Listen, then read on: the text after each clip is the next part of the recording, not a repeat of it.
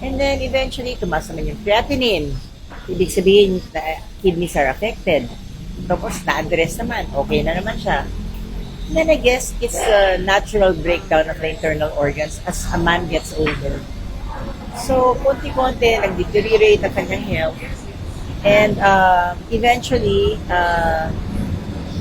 he joined the Lord kasi maybe ay na niya rin mahirapan. Because he lived a full life, he has served our country well.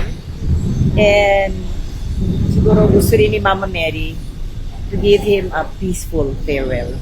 He has accomplished so much in his life.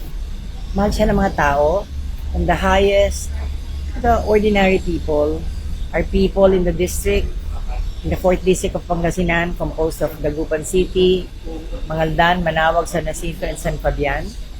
Pumupunta sila dito at nagpapaalam sa kanya and thanking him para sa mga kabutihan na nagawa niya para sa kanila. Not only him, all the people in the government, nagpapasalamat that they were handled well and taught well by their Tito Joe de Venecia. In fact, when JDB was given a Senate resolution in the Senate, authored by Senator Loren Legarda and co-authored by all the senators, 1/3 of the senators, sabi nila, they were mentored by JDB.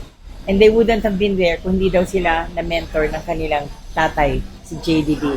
And then the House resolution followed, authored by Speaker Martin Romualdez, Congieda Romualdez, and Minority Leader Nonoy Libanan, also saying that the House is very thankful para sa lahat ng mga magagandang mga batas na isinulong ni JDB na nakatulong sa mga OFW, sa mga fisher folks, farmers, ordinary people, and to the global community na pumunta rin sa Pilipinas para mag-invest during the time of President Ramos and President Gloria Macapagal Arroyo.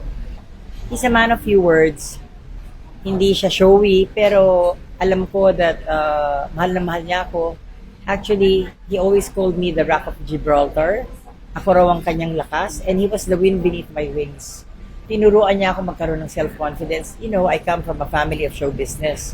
Sampaguita Pictures. Ang father ko, si Dr. Perez, laging nag-iimbita yan ng press conference, and during the press conference, pinagsasalita niya mga anak niya. And I was one of them. Pero mahihain ako as a child. Ayokong bida, gusto ko lang nanunood, gusto ko lang on the side. But eventually, when after I married JDB, sabi ko ayoko magsalita, nahihiya ako. Pero sabi niya, hindi, kaya mo yan. Sabi niya, it's okay magkamali because diyan ka matututo. He always encouraged me. Sabi niya, kaya mo yan, magaling ka, magaling ka. And because of his encouragement, ayun, natuto ko magsalita in public. I learned how to speak in big crowds.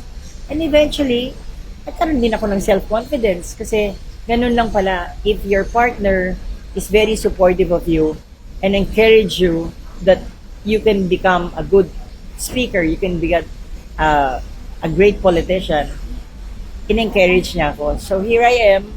I'm serving again as the Congresswoman at the 4th District of Pangasinan. This is my 3rd term. I served as Congresswoman in 2010 to 2013, 2013 to 2016. And then it was my son, Kong Christopher de Venecia, who was elected to office. 3 terms na siya. And the people asked me if I could run again and represent the 4th District of Pangasinan. So here I am. I'm the Congresswoman of our district.